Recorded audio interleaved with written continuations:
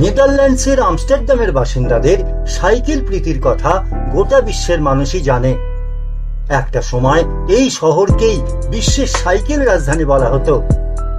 এখন সাইকেল বন্ধু হিসেবে আমস্টারডামের সে সুখ্যাতি কেড়ে নিয়েছে ইউরোপের অন্যান্য শহর। এই তালিকায় প্রথম স্থানে আছে নেদারল্যান্ডসের ইউট্রাক্ট, জার্মানির মুনস্ট্রাক্ট, ডেনমার্কের কোপেনহেগেন ইত্যাদি শহর। তবে একটা বিষয়ে এই শহর সকলের থেকে এগিয়ে, তা হলো সাইকেল চুরি হওয়া বা হারিয়ে যাওয়া।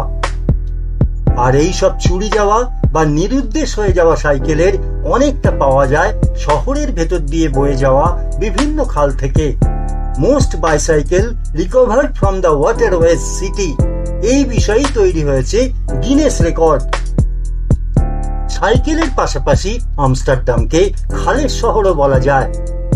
শহরের 165টি ক্যানাল জুড়ে তৈরি হয়েছে 60 মাইল জলপথ।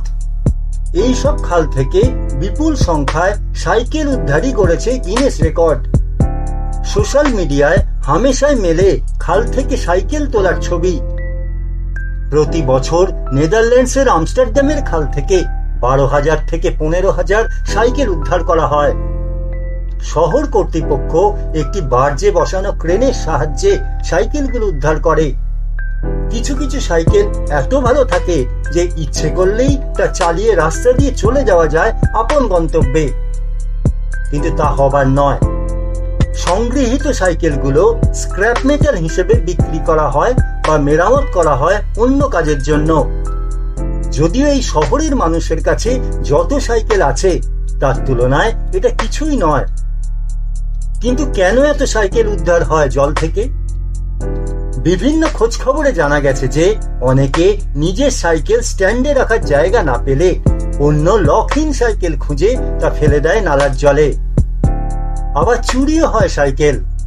আইন রক্ষকের চোখে ধুলো দিতে না পারলে সেই সাইকেলের ঠিকানা হয়ে যায় বিশাল বিশাল ক্যানাল। খোঁজ খবরে এই ভিডিওটি দেখার জন্য আপনাকে ধন্যবাদ।